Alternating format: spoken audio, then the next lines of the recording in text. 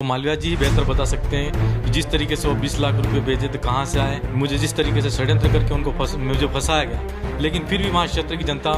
हमारी भारत आदिवासी पार्टी से दूर नहीं हुई। उन्होंने ही मेरे खिलाफ में शिकायत करी। पहले कांग्रेस से जिस तरीके से जीतने के बाद में बीजेपी में गए और जब इनकी बारी आई तो ईडी के डर से या किसके डर से वो फिर से बीजेपी के ज्वाइन करके तब भी मोदी जी विकासपुर से इस तरीके से नारा लगा रहे थे। 2.5 साल बाद तो फिर से कह रहे हैं कि जो काम गहलोत जी कर सकते हैं, कांग्रेस पार्टी कर सकती है, वो मोदी जी नहीं कर सकते और अंदर एक गुमराह करने की नीति चल रही है। नमस्कार दोस्तों, बहुत बहुत स्वागत है पंजाब केसरी राजस्थान में आपका और मैं हूं आपके साथ सौरभ दुबे। दक्षिण राजस्थान की राजनीति में इस वक्त सबसे चर्चित नाम जयकृष्ण पटेल बागीद्वारा विधायक बीएपी से लगातार सुर्खियों और खबरों में बने हुए हैं। इस वक्त हमारे साथ जयकृष्ण पटेल मौजूद है। लंबे वक्त से आपका इंतजार था, जनता को, दर्शकों को, लेकिन आज एक ऐसी घटना जयपुर के ज़मीं पे आई है जो कहीं ना कहीं भारत आदिवासी पार्टी के लिए चुनौती के तौर पे दिखी जा रही है। महेंद्रजीत मालविया मुख्य तौर पे आपके विपक्षी हैं, बागीद्वारा से ही आते हैं। उन्होंने 309 भारत आदिवासी पार्टी के कार्यकर्ताओं को कांग्रेस में शुमार करवाए, शिरकत करवाई है। आपकी प्राथमिक प्रतिक्रिया समझना चाहता हूं क्योंकि जयपुर की सरजमी से ये खबर आ रही है। सबसे पहले तो दुबे जी, मैं आपके चैनल को और आपको बहुत बहुत धन्यवाद देता हूं कि जब जब ऐसी मतलब हमारी विधानसभा क्षेत्र की और बांसवाड़ा जिले की कोई खबर होती है तो आप हमारे तक निश्चित तौर पर पहुंचते हैं। तो आप हमारे तक पहुंचे उसके लिए आपका धन्यवाद। जिस तरीके से आज की जो घटनाक्रम हुआ है, मैं सोशल मीडिया के माध्यम से सब जितने भी साथी अगर ये हमारी बात को सुन रहे हैं, मैं उनको ये कहना चाहता हूँ कि हमारी विधानसभा क्षेत्र के अंदर 309 कार्यकर्ता जिस तरीके से कांग्रेस पार्टी ज्वाइन किया, ऐसा आपके माध्यम से हम सुन रहे हैं और मीडिया के माध्यम से भी हमको जानकारी मिली। तो मैं बताना चाहूँगा कि सबसे पहले तो हमारी भारत आदिवासी पार्टी के अंदर कोई भी हमारा जो पदाधिकारी है या जो अस्थायी कार्यकर्ता है वो ना कांग्रेस पार्टी के अंदर एक भी ऐसा व्यक्ति नहीं है जो कांग्रेस पार्टी के अंदर गया है। ये मात्र लोगों को गुमराह करने का एक तरीका है। और पहले मैं आपको बताना चाहूँगा कि जिस समय ये हमारी जिस सीट से बागीद्वारा विधानसभा सीट से जीते थे और जीतने के बाद में जिस तरीके से भारतीय जनता पार्टी में गए, उस समय भारतीय जनता पार्टी के लोगों को भी यही कहा कि मैं पूरी जाजम उठा के लाया हूँ। और वही लोग जो कांग्रेस के अंदर थे और बीजेपी के अंदर जब वो गए तो बीजेपी में उनके साथ पीछे पीछे चले गए। और आज जब वो उनको लगता है कि वहाँ पर मेरा कोई स्थान नहीं है, मेरा कोई वजूद नहीं जमेगा और मुझे पंचायती राज के अंदर कैसे जीतना है, तो क्षेत्र की जनता को गुमराह करने के लिए फिर से वो कांग्रेस पार्टी ज्वाइन कराने के लिए यहाँ पर उन्हीं लोगों को लेकर आए हैं जो भारतीय जनता पार्टी के अंदर उनके पीछे गए थे। यानी कि ये जो दावे किए जा रहे हैं महेंद्रजीत मालवीय द्वारा, गोविंद सिंह डोटास द्वारा, कि ये जो कार्यकर्ता हैं वो भारत आदिवासी पार्टी के थे लेकिन और कांग्रेस में अब आ गए, और आपका कहना है कि ये कभी बीएपी के कार्यकर्ता थे ही नहीं। जी बिल्कुल, ये भारत आदिवासी पार्टी बीजेपी के कार्यकर्ता थे ही नहीं। और जिस तरीके से वो पहले बीजेपी को गुमराह करने का काम उन्होंने भारतीय जनता पार्टी के अंदर जाके किया और अभी कांग्रेस के अंदर आके वो कांग्रेस के अंदर हमारे जो प्रदेश अध्यक्ष जी कांग्रेस पार्टी के डोटास राज जी हैं, उनको भी गुमराह करने का काम कर रहे हैं। वो पूर्व के अंदर वही लोग हैं जो उनके साथ में कांग्रेस में थे और कांग्रेस से बीजेपी में गए और वापस वो बीजेपी से में जब कांग्रेस में आए तो कांग्रेस में उनके पीछे पीछे आ गए। जिस तरीके से सुई के पीछे धागा होता है, इसी तरीके से वो जो लोग उनके पीछे लगे हुए हैं वो उनके साथ में ही रहने वाले हैं। तो आखिर क्या वजह है कि महेंद्रजीत मालवीया, अगर आपके शब्दों में कहूँ तो, इस तरह की रणनीति, इस तरह के हथकंडे अपना रहे? इससे क्या वो बीएपी को चोट पहुंचाना चाहते हैं या बीएपी के जो क्षेत्रीय प्रभुत्व लगातार बढ़ रहा है उसको कोई नुकसान पहुंचाना चाहते हैं? देखिए, जिस तरीके से वो एक लोगों को वहाँ की बोली वाली जनता है जिसने आज तक जितने भी जनप्रतिनिधि आए, जितने वहाँ पर पार्टी आई, उन लोगों को जिताने का काम किया। तो वो 20 साल लगभग वहाँ पर उन्होंने विधायक की सीट पे, वहाँ पर विधानसभा क्षेत्र की सीट पे उन्होंने जीत के और वहाँ पर विधायक रहे। और उनसे पहले भी उनकी जो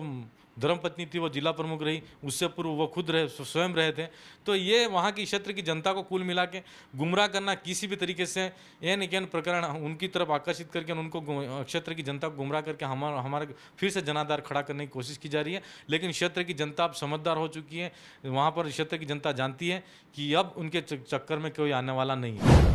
तो आपको क्या लगता है, जो ये आने वाले चुनाव हैं, पंचायत चुनाव हो गए, जो ये रणनीति अपनाई जा रही है महेंद्रजीत मालवीय द्वारा, क्या वाकई कोई प्रभाव पड़ेगा क्षेत्रीय राजनीति पे? नहीं, बिल्कुल। वहाँ का स्थानीय जो कार्यकर्ता है, चाहे वो हमारा बांसवाड़ा, डूंगरपुर, प्रतापगढ़, तीनों जो जिले हैं, उस जिले के अंदर तो मैं आपको दावे के साथ में कह सकता हूँ, और यहाँ तक उदयपुर के अंदर पंचायती राज के अंदर 100% हमारा जो मतलब दावा है कि हमारी जितनी पंचायत समितियाँ उनके अंदर हमारे प्रधान बनेंगे और जितने जो हमारी जो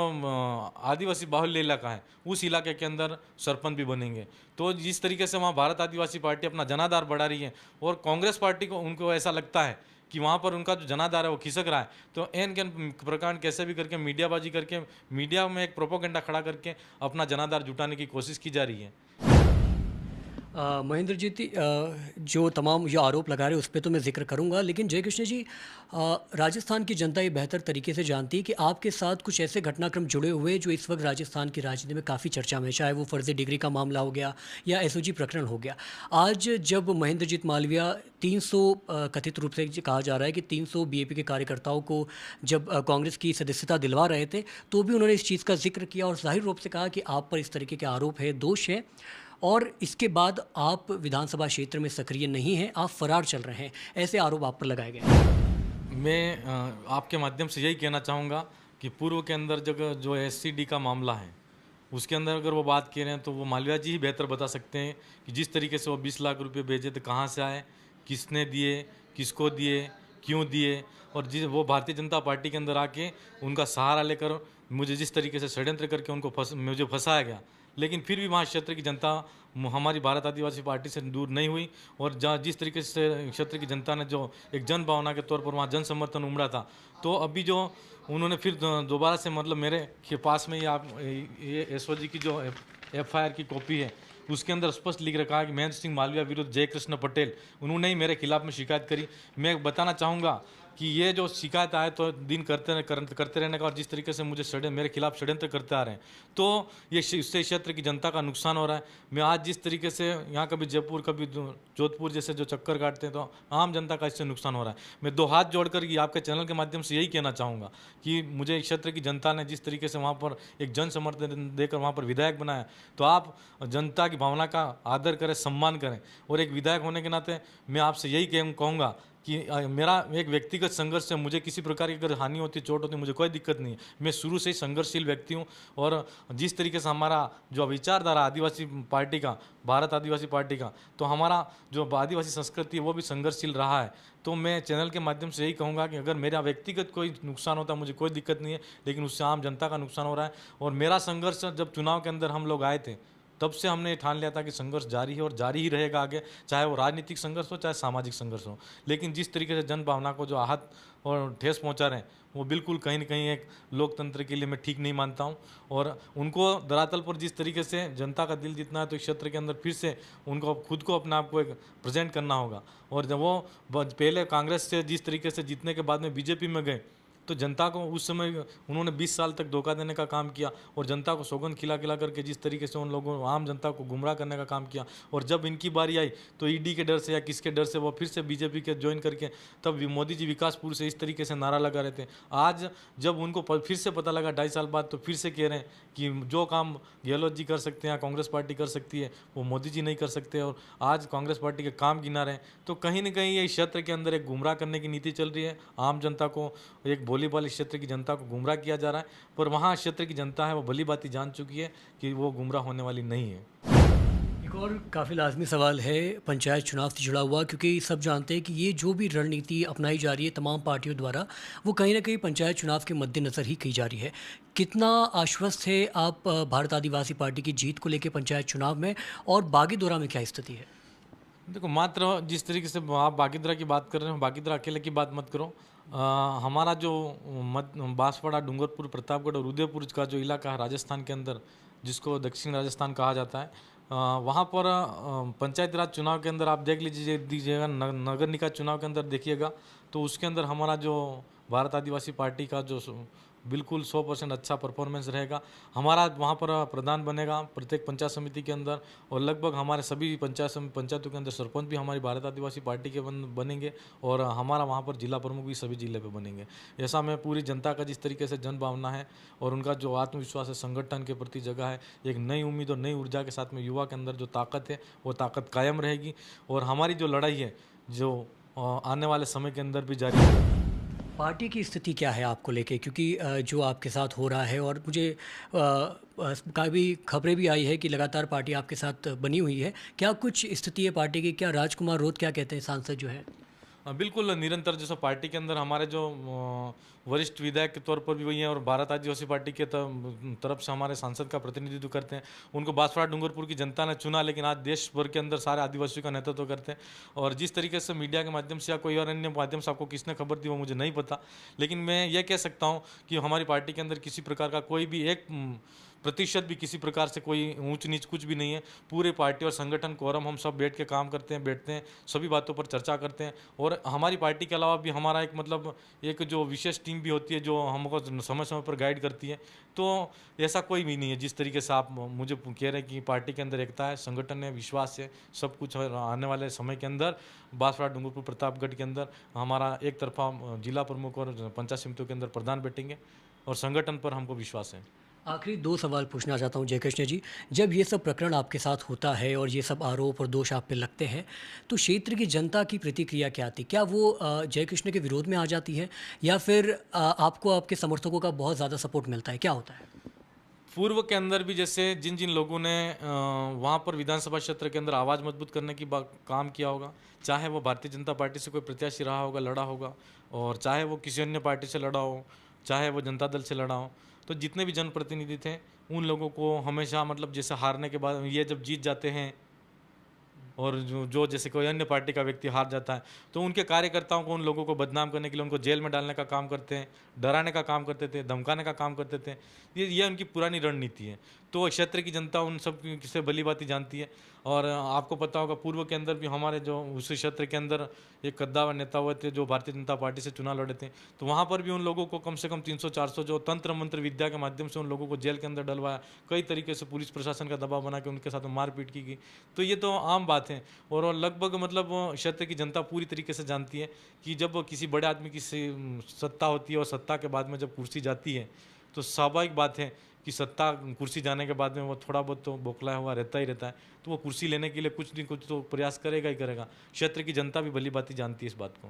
और अगर ये प्रयास जारी रहें तो और लगातार जो भी आपके ऊपर आरोप लगे हुए हैं, किस तरीके से आप आगे की राजनीति को अपने आप को देख रहे हैं और क्या होगा इस क्षेत्र? बिल्कुल, मैं तो जब पहली बार चुनाव लड़ा तो मेरे परिवार समाज सब ने मतलब परिवार के लोगों ने मुझे ना कहा था कि यहाँ पर आपको चुनाव नहीं लड़ना चाहिए, लेकिन फिर भी मेरे युवा साथियों की आवाज़ थी और सब क्षेत्र के लोगों का मेरा विश्वास था। तो पहली बार मतलब उम्मीद करी, मैं भी मतलब पूर्व के अंदर कई हमने संगठन के अंदर काम किए और उस समय के अंदर एक मिशन 73 करके एक आंदोलन चलता था, उस आंदोलन का नेतृत्व भी हम लोगों ने किया। एक छात्र संगठन के अंदर भी हमने नेतृत्व किया। तो मैं शुरू से ही संघर्षशील रहा हूँ और जिस तरीके से आदिवासी समाज के अंदर भी कई पुराने रजवाड़े राज्य के साथ सामने और अंग्रेजों के सामने हमारे लोगों ने संघर्ष करते हुए आए हैं, तो मैं भी संघर्षशील व्यक्ति हूँ। मैं किसी भी चीज़ से डरता नहीं हूँ। जब सब मैदान के अंदर आए तब भी हमने ठान के आए थे कि हार हो या जीत हो लेकिन मैदान के अंदर लड़ना है और एक बार भारत आदिवासी पार्टी का झंडा बागीदरा विधानसभा के अंदर लहराना है। तो जो उम्मीद थी उस उम्मीद के अंदर हम पहली बार के अंदर बिल्कुल भले ही लेकिन एक अच्छी परफॉर्मेंस के साथ में एक संघर्ष किया और अच्छा हम मार्जिन लाए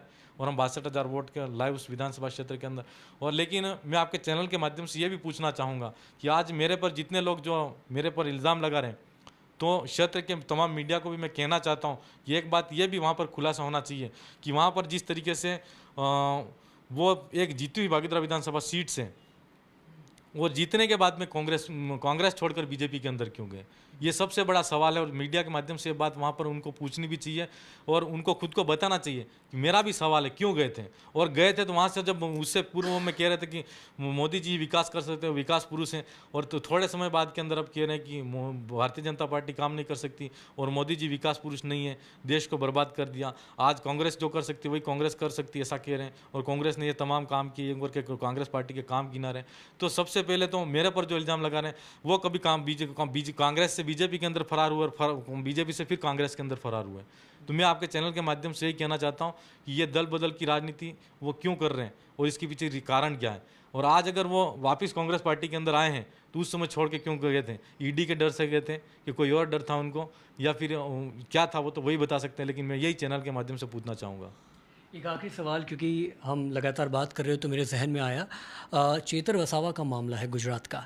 लगभग बीएपी के तमाम नेताओं का ये, मैं खुद स्वयं राजकुमार रोज से भी मैंने बात की, उनका भी यही कहना है कि ये झूठा इल्ज़ाम लगाया जा रहा है, फंसाने का प्रयास किया जा रहा है और कहीं ना कहीं बीएपी नेताओं का आपके विधायक का पर जो समर्थन है वो जाहिर रूप से दिखने को मिलता है। उस पर आपकी क्या प्रतिक्रिया है? भारत आदिवासी पार्टी हमेशा से जो भी क्षेत्रीय दल हो